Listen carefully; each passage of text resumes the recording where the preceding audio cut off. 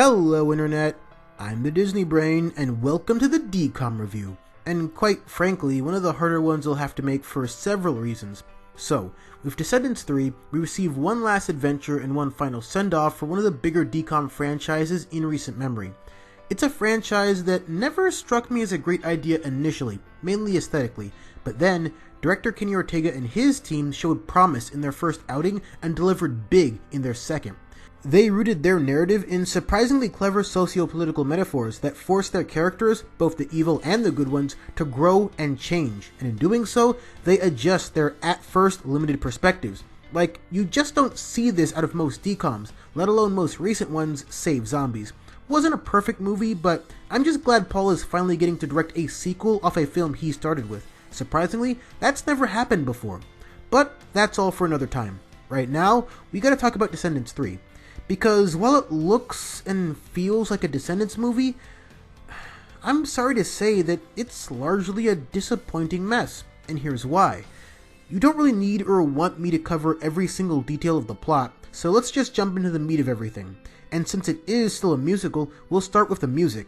The actual musical tracks here are good enough to get the job done in most cases, with some notable exceptions that we'll get back to. But where the music mostly falls flat is in how it's utilized throughout the story, and this is, perhaps, the most disappointing thing of all about this particular film, because it's a Kenny Ortega joint. I think the Cheetah Girls 2 had major story concerns, but it absolutely pops when it gets to what you're mostly watching it for. And you can make that same argument about every entry in the High School Musical trilogy. Setting the stage, sometimes quite literally, for a memorable musical number is Ortega's bread and butter. So why is that oh-so-crucial element missing here? That comes down to structure, where these songs fall into place. This works out fine for our introduction, the outro much later, and for Audrey's big dramatic musical turn, but not as much during the space in between, reference intended. Do What You Gotta Do might just be the most awkwardly placed song in the entire franchise. The topic of the day is an estranged father. This for a character that has had to passionately sing away her frustrations with family and legacy and all that jazz. And the tone they chose to roll with felt more like a random number from Teen Beach Movie than anything even close to appropriate in this case. Even Celia looks uncomfortable just being there as a random prop. And if they were just going to make their entire reconnecting one big joke, it comes at the cost of any potential weight that Hades' character arc, in name only, could have had, let alone Mal's, and oh, will we ever get to that botched job. Night Falls is a little better visually, speaking more to Ortega's noted strength with using the space around him to create choreography, and we see that further exemplified in Good to Be Bad, which is both a welcome upgrade to the original Rotten to the Core, as well as maybe the best track in the film. Night Falls is a silly number, all things considered, but it's a fun type of silly. Sophia nails the parts that she gets, and it works a hell of a lot better than when D2 tried to pull a similar stunt. All in all, no real complaints about this number except for how it immediately stumbles to recapture any semblance of pacing after the fact. One Kiss almost could be said to rival Do What You Gotta Do for worst musical incorporation, but it has the advantage, I guess, of not being all that important for anyone or to anything. It's literally just Evie wasting her time singing about saving this one guy when the whole kingdom is asleep. A guy that, immediately afterwards, does nothing of note. What's equally as damning is that there's no real sense of focus on Evie relationship-wise. Not in this movie, and not really in the last one either. After all, in D2, she was far too busy cementing herself as the best part about this trilogy. But despite her consistent narrative importance, Evie getting a song specifically so she can figure out if Doug really loves her rings kind of hollow.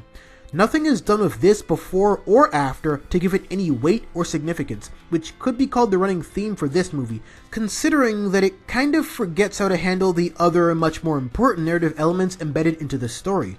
And this one was kind of an easy fix too.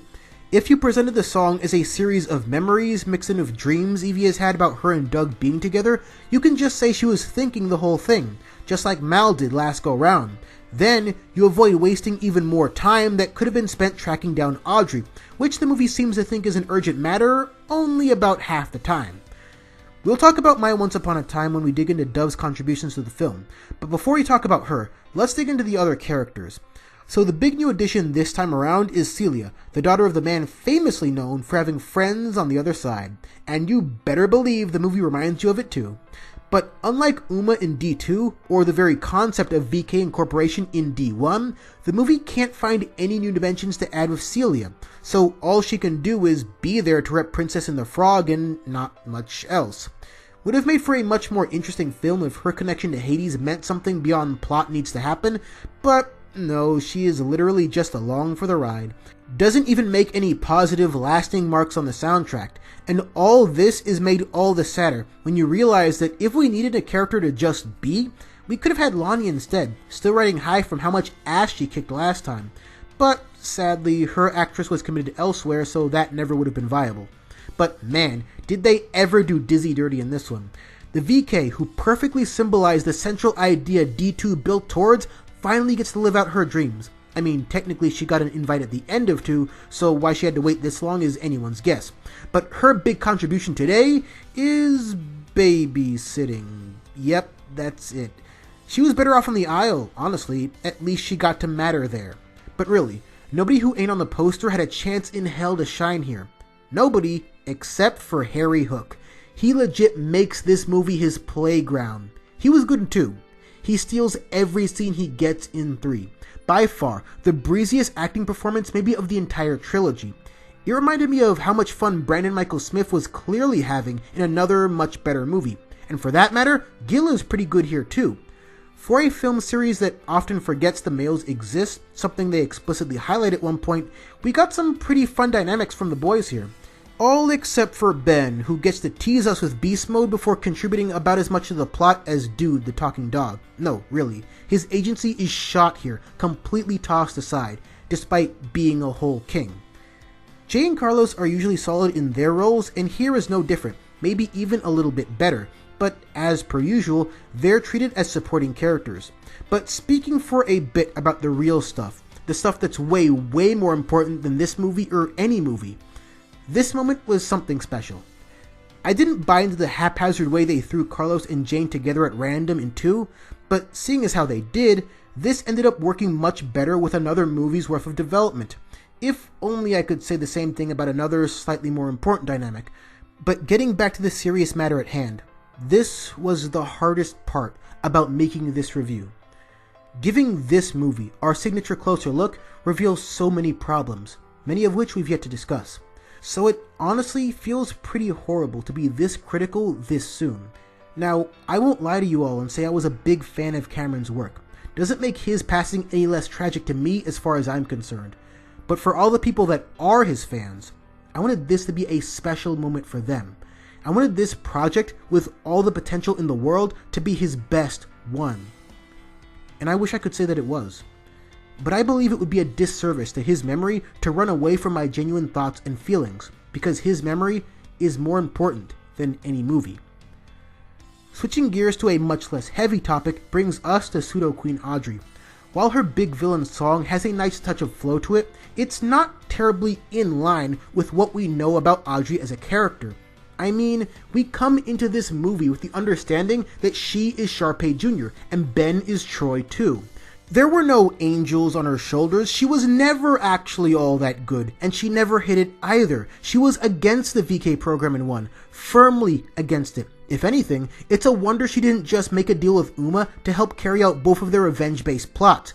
Would have been an interesting incorporation of villain lore to have Audrey essentially become anti-Ariel, with Uma doing the poor unfortunate souls thing. Because, as is, of course Audrey was gonna snap. She's basically been indoctrinated into believing that being the queen was her birthright. And the movie completely forgets that her mother instilled that mentality. But at no point do we have what would have been a much more fitting close to Audrey as a character, confronting her mother and abandoning her expectations just as Mal once did. And because the movie forgets that, her conflict with Mal feels so artificial, as if driven by nothing but Saturday morning cartoon nonsense, which would be fine in a completely different movie. The fact of the matter is that there is an entire damn mountain of history between these two families specifically, and sorting out that exact type of baggage is the very foundation of Descendants. but this final installment inexplicably strips everything bare and pulls everything back to only bare minimum story requirements. Hell, the fact that Audrey is using Maleficent's staff barely even registers. I chastised the first movie a bit for going overboard with the references, but the second film fixed these problems, and now they're just inventing new problems by flat out forgetting why the movie's title is relevant. But moving on to much greener pastures, I still think Evie is the best part of these movies as a whole. She went through a relevant character arc in 1, learning to see herself as valuable. Then in 2, she sees herself in all of the VKs left behind and becomes the catalyst for change, as well as the de facto MVP by that point. 3 allows her to keep embracing that role, but on less of a grand scale. This makes some sense for her character, given how the plot shapes up, but it also works against her and the movie in certain spots. Perfect example, her insistence on playing icebreakers during a time where the at odds with each other team is still in a rush to find Audrey. It just felt a bit off-putting to suddenly treat her natural inclination for camaraderie like a joke straight from college orientation, especially since that very thing was treated with a lot of care and nuance in 2, and now she goes from headstrong political pioneer to a doting camp counselor? Really odd. And that's on top of all the weird Doug stuff we discussed before. It comes off like they really scrambled to figure out ways to continue motivating and pushing her as a character, except the best possible route was staring them right in the face. Evie's been pushing for an open Auradon for years now, starting with Dizzy and ending with everyone. Uma also believes in this. Evie's stance rests on an idea that Mal commandeers later, that good and bad can come from anywhere. But if the original 4 could make it work despite their initial wicked intentions, then there is hope for everyone on the Isle. But Mal's perspective here counters that, as she sees potentially closing off the Isle entirely as the safer option. So yes, for those of you counting at home, the United States of Auradon is building a wall and the Isle is going to pay for it. This franchise has never shied away from the politics that naturally accompany the stories they fearlessly tell. That's the biggest reason I enjoy what these films are trying to do and say more than most. But it just doesn't quite sell here, because the conflict I just proposed never actually happens. And that brings us to Mal, a character willing to trap hundreds of innocent VKs just because she never sorted out her daddy issues. Now, don't get me wrong, I've always liked Mal as a character and loved Dove Cameron even more, but there are about 100 reasons why Evie should have been the queen instead. Here's the thing. The way this idea is incorporated into Mal starts off as a good one. Mal had her powers drained in a very public, very personal display, and is genuinely afraid that, as queen, she won't be able to protect Auradon, even as a dragon. So in a move motivated by that fear, she mistakenly suggests that we can't have any paths to citizenship, or there would be chaos and danger. All of this while at the time unaware of the chaos and danger building up right under her nose, with Audrey planning a kingdom-wide takeover. This could have made for a great point of contention between Mal and Evie, with both now being able to freely debate the merits of either potential decision. Instead, they sideline all of that potential in favor of retrofitting an interesting and a highly topical matter into a generic liar reveal type deal. I don't know, felt like a cop-out to me. And because they never played that card until it was too late to make it mean anything, both her silly clip show number along with all the implications that such a debate would have brought about feel wasted. So instead of really being forced to think through the dangers of her defend Auradon at all costs policies, just as Ben was forced to think about the implications of his own policies in another better movie, she only really learns that lying is bad. Huh, who would have thought? So her end of movie speech ends up feeling so very forced and phoned in as a result. But in a way, you could make the argument that overreacting, lying to those who trust in you, and then jacking someone else's platform because it sells you a bit better is almost too on the nose, as political commentary goes, but I just don't think that was the intention with Mal's arc here, if you can even call it that. And speaking of Mal's arc, let's talk about Daddy Dearest. Hades is wasted here, no kinder way to say it. Off the back of 2 total interactions, the former Lord of the Underworld suddenly wants to pretend to be a father. I hope you all forgot about the fact that Mal's entire fear-driven, truth-avoiding trajectory was created because Hades himself harmed her and made the entire Isle feel unsafe, because the movie sure wanted you to. Not that I can really blame them. I mean, if you think about it for more than 5 minutes, then you may also realize how screwed up the undercurrent of all that really is. Let's not beat around the bush here. Her dad abused her on screen, abandoned her long before that, felt no remorse for it while belting out his awful musical number, and then, all of a sudden, it's hugs and kisses because he saved one psycho he's never met before. Oh, and I almost forgot to mention that last part wasn't really his choice. But yeah, sure, let's hope and let's pray that the man who still clearly has issues with how the end of Hercules went down won't cause any more trouble here. You can keep the pathways open while still locking up the actual criminals, Auradon. You know that, right? We could have had something here if his part in this movie actually mattered at all. But it doesn't.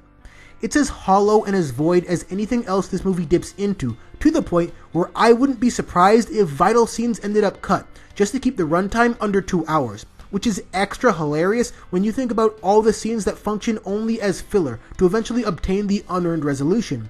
One that makes the movie feel like the true ending of D2, but with an hour and 45 minutes of fluff in between. To the point where there's nothing I have to say about Uma, of all people. Descendants 3 is a highly disappointing slug of a film that seems to be running on fumes narratively after peaking with 2. These writers had no clue what to do with the ideas they violently threw against the wall, and it showed.